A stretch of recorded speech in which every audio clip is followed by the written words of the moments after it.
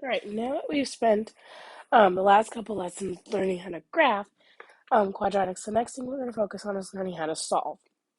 And we're kind of just going to spend quite a bit of time learning how to solve because there's lots of different ways to solve. This video and this lesson is going to focus on solving by graphing. Then we're going to talk about solving by something we call the zero product property, which we also consider what we call solving by factoring, which that'll be a different lesson. And then finally, we're going to solve by using the quadratic formula.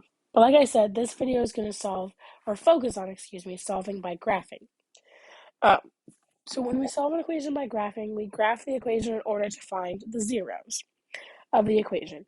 And basically what that means is we're looking for the x-intercepts of our graph, or basically the places where our graph crosses the x-axis.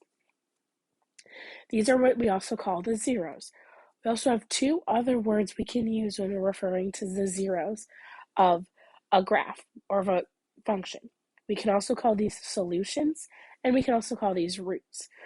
So sometimes we might hear those interchangeably in terms of zeros, roots, x-intercepts, and solutions, but no, they all kind of mean the exact same thing, or they're all referring to the exact same points in this. So if I have the graph of this function right here, I can notice that my x-intercepts are -2 and -3. So that tells me for this quadratic that x equal -2 and x equal 3 are the solutions. Okay.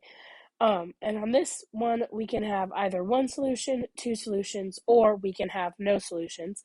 And that's basically going to be determined by how many x-intercepts our function has. So to start off, we're going to start with some examples where our functions are already graphed for us. So we just have to look for the x-intercepts. So in this case, I look at this and I say, okay, I look for my x-intercepts. On this first one, I can see that my x-intercepts are at 2 and at 4. So I know that x equal 2 and x equal 4 are my solutions, and I have two of them since there's two x-intercepts. This next one, I look and I see that this only touches my graph once, so it's only going to have one solution, and that x-intercept is at x equals 2. So my solution is at x equals 2. Now, in this third graph, you can notice it doesn't actually intersect the x-axis at all, because the x-axis is this axis right down here, and my graph does not go through that. So this tells me that this quadratic has no solution. So really, we just are looking for the x-intercepts. In the next following examples, on your note sheet, these aren't worked out as a whole, but to save a little bit of time, I've gone through and written up the work to graph. I'll kind of walk through what I did, but I just kind of looked at it. So then what you would normally do on an example like this, especially on a test or a quiz, is we might ask you to graph the problem and then find find the solutions, which again, you're basically looking for the x-intercepts. So you're going to walk through all the information that you need to normally graph and do this. So since it's in standard form, we can obviously see A is 1, so it's positive, so our graph is going to open up. When I use my formula that x equals opposite of b over 2 times a, so this formula right over here, to find my axis of symmetry, I find that axis of symmetry to be x equals 1. And then plugging that back in, I found my vertex to be 1, -4. Since it does open up, that would be a minimum. And remember, the reason we state the value of the minimum is to kind of help us write our range. So that minimum value is -4, and it occurs at x equals 1. My y-intercept is -3, and then the domain is all real numbers with the range being -4. So when I went to graph and kind of re-sketching over this graph, notice I plotted my vertex, I plotted the y-intercept, reflected it over the axis of symmetry, and then I needed to find another point. So again, you plug in numbers that are around your vertex. So I chose to plug in 3, and I found when I plugged in 3, I got the point at 0, and then I can reflect that across the x-axis at -1. And then I look for my solutions, but luckily for us, the points that we plugged in ended up being our solutions, which again, remember, this is also the same as our x-intercepts. Okay, so that here I know my solutions are x equals -1 and x equals 3.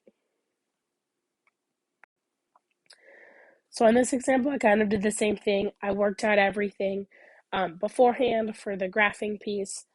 So once again, we found, so looking at this, it opens down since that a value is negative.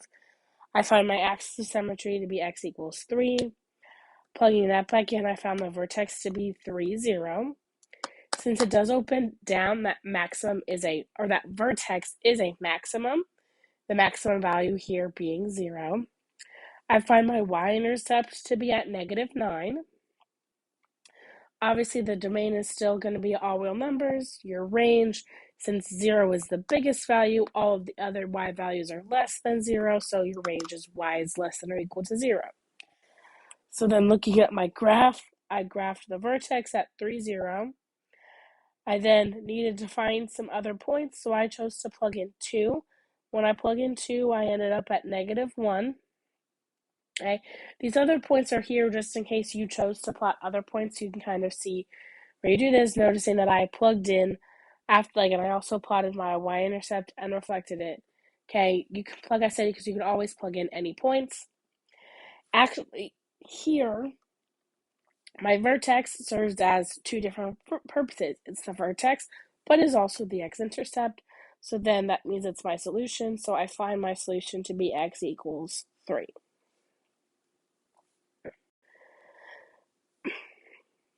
And then on this last problem here, I changed it to rewrite it in vertex form so we can kind of practice and see how we graph in vertex form again. Again, it opens up because that a value, or this number right here, is just a +1. In vertex form, remember, our vertex comes directly from the equation.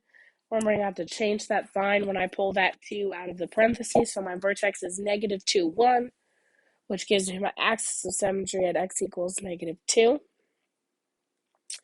Since it does open up, the vertex is a minimum, with the minimum value being at 1. I crossed off the y-intercept for this one just because it's not easily available to us in vertex form. Again, your domain is all real numbers. Your range, since 1 is the minimum, is that all of the other y's are greater than or equal to 1. Then to finish graphing, I just plugged in some extra points. So I plugged in -1 and ended up with 2, and then I plugged in 0, 5, and then reflected both of those points across the axis of symmetry. I'm noticing here, okay, since this graph opens up, it's not, and the vertex is above that x-axis, it's never going to cross, so I'm going to have no solution on this problem. So that's graphing. That's solving my graphing. I know it was a little shorter because I didn't walk through all of the steps of the graphing piece. If you have questions or need some clarifications on how to do just the graphing piece, please refer back to the other videos over graphing both in standard and vertex form. I just kind of wanted to focus in this video on finding those solutions and how we do that.